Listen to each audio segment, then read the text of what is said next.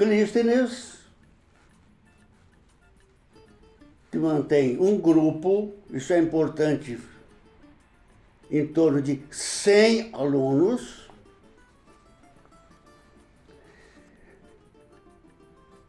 Eles procuraram trabalhar 3 dimensões.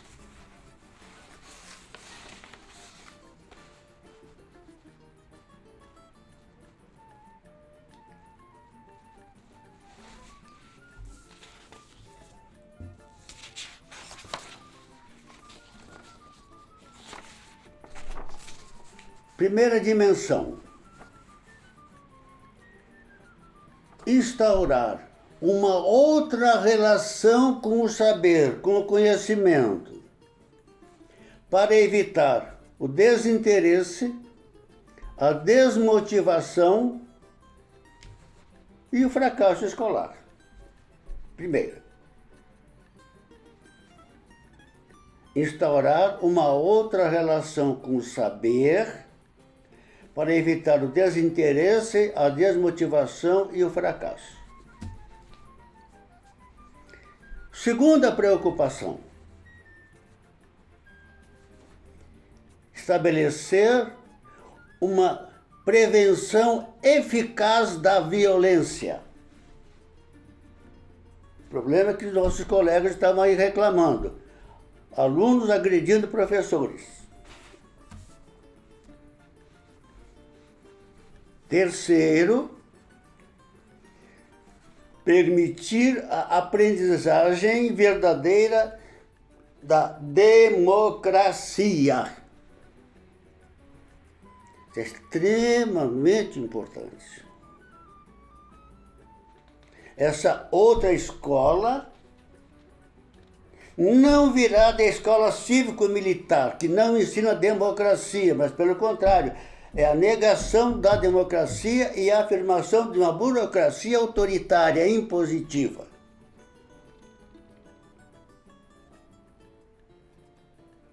Que vai na contramão do movimento de democratização da sociedade, no qual as escolas precisam desempenhar um papel importante. Papel que não desempenham na medida em que são autoritárias e burocráticas. E os professores recebem uma formação dentro dessa perspectiva e, portanto, há um desencontro, há um choque deles com os alunos, que pode resultar, inclusive, em violência física.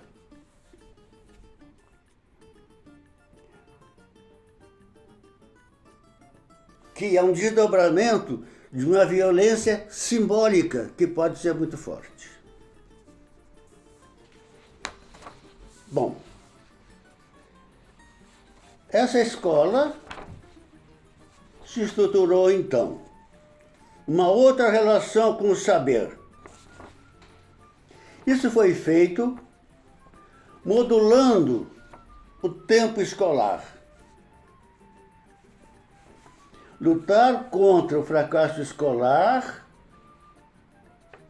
quer dizer construir outras maneiras de aprender.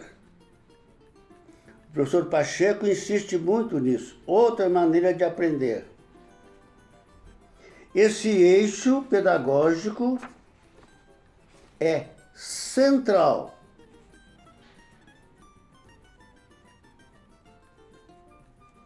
Porque é pelos resultados escolares que os professores e a escola e os alunos serão julgados. A escola tem que dar resultado. A escola foi criada para ensinar os alunos, para os alunos aprenderem. Ler, escrever e contar. Ou, como expressou Comênios, aprender as letras, os costumes e a piedade. Isso lá em 1600. Mas as letras, as artes, as ciências aparecem junto. E junto com os costumes. com a piedade. A piedade vai sendo descartada, voltaremos a isso. Mas os costumes também foram descartados, nós veremos isso. Mas os costumes dizem respeito à convivência democrática, à não violência. Então a escola não pode descartar a preocupação com os costumes, com a convivência. Bom, então, o tempo foi regulado em 3 modalidades. 1/3 do tempo dedicado às disciplinas gerais clássicas. São as atividades ditas disciplinares. 1/3 do tempo é dedicado aos estudos temáticos interdisciplinares. Diferentes disciplinas respondem conjuntamente a questões comuns suscitadas pelos alunos, discutidas em comunidade, comuns a 2 períodos por semana. 2 manhãs ou 2 tardes estão dedicadas a essas atividades interdisciplinares. Me faz lembrar a ideia da pedagogia de projeto. Esses projetos interdisciplinares que se beneficiam, além disso, de uma semana completa cada meio trimestre. Vejo que é uma dinâmica diferente. São programados sobre temáticas como a água,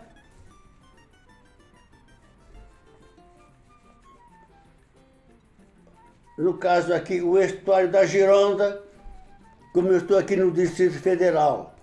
A gente poderia falar das águas emendadas, como é que é o sistema fluvial aqui o sistema de água aqui do Distrito Federal. Aqui nascem 3 bacias do Prata, do Amazonas e do São Francisco. Bom, o bairro, o estudo do bairro, a questão do tratamento do lixo. Vejam quantos temas interessantes. Ao acompanhar os noticiários locais, essas questões aparecem. Outras 3 meio tempo por dia, por semana, são dedicados à formação esportiva, artística, técnica e social. 3 tempos. São oficinas. São escolhidas pelos alunos conforme 2 princípios diferentes. Primeiro, as oficinas, ou ateliês, obrigatórias. É preciso escolher pelo menos uma vez no ano ou na escolaridade.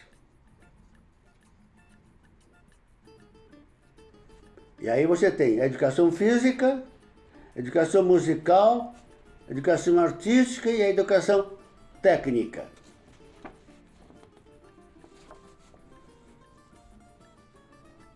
É preciso pelo menos uma oficina em cada uma delas, ao longo da escolaridade.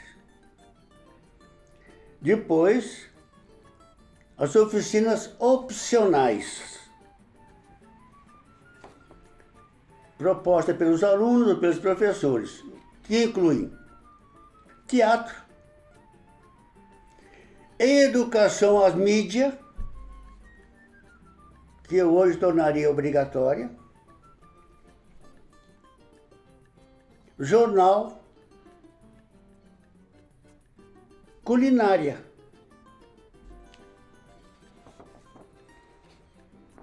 Para arrumar, enquadrar essa diversidade de situações, os professores se dedicam voluntariamente a um serviço diferente daquele comum, dentro da sua carga horária. Mas eles se dispõem a um trabalho fora daquele trabalho da sala de aula direto do professor-aluno, o trabalho frontal, magistral, convencional. No tempo global de presença, num tempo de 24 horas, que eles precisam estar na escola, eles usam, no máximo, 13 para o ensino convencional. O restante das outras horas, de 24, sobram 11 para essas diferentes atividades.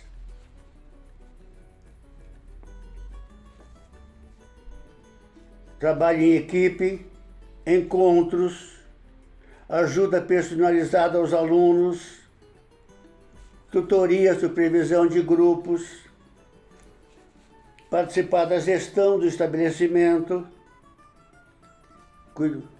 discutindo assuntos da direção, assuntos da supervisão, assuntos de alimentação. Tempo para a sua formação própria, tempo para a substituição de outros colegas. Portanto, uma dinâmica diferente com o saber. Bom, o emprego do tempo muda todas as semanas, conforme o princípio do tempo móvel. Tempo muda todas as semanas. Tempo móvel. Os ritmos escolares conhecem alternâncias originais. Tempos longos para as oficinas.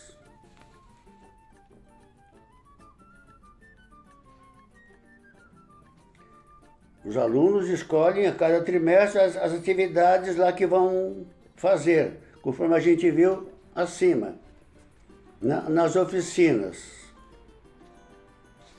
Os tempos médios, como para os projetos interdisciplinares, podem durar de 1 a 6 semanas. Os tempos longos, os tempos médios e os tempos curtos.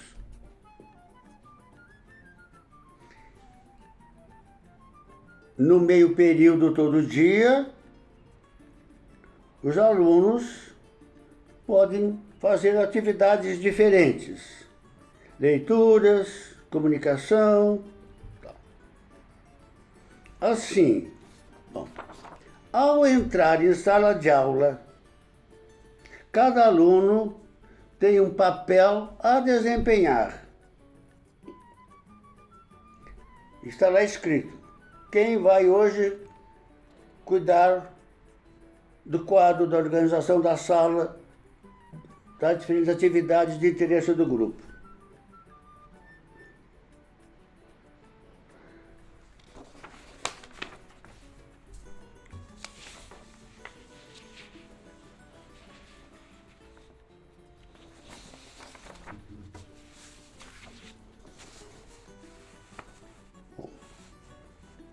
Os dispositivos pedagógicos da sala de aula são concebidos a partir de um trabalho sobre os programas oficiais, revisitados para extrair deles os objetivos centrais.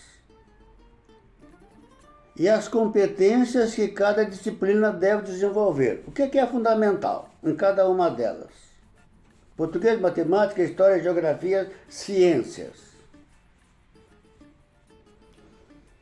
A diferenciação pedagógica é realmente posta em operação no dia a dia. Pedagogia de grupo, percursos individualizados, avaliação formativa, interdisciplinaridade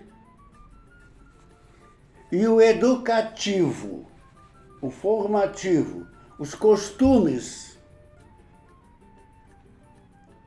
preconizados por Comênios em 1624,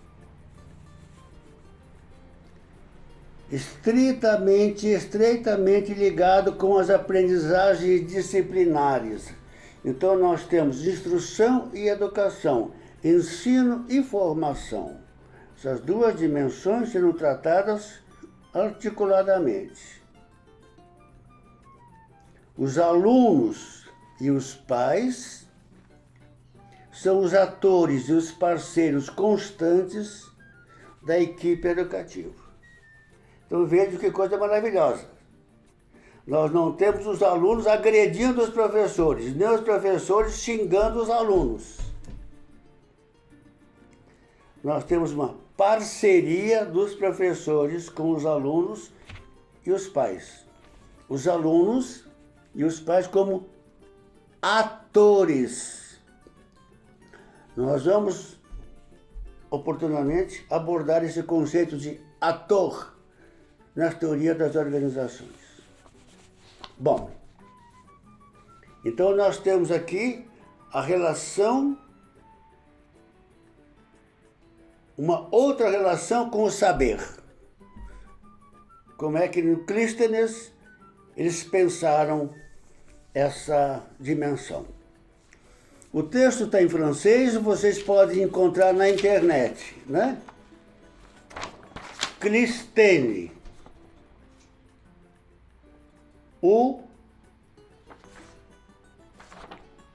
L'innovation vécue, ou a inovação vivida. Bom, relação com o saber.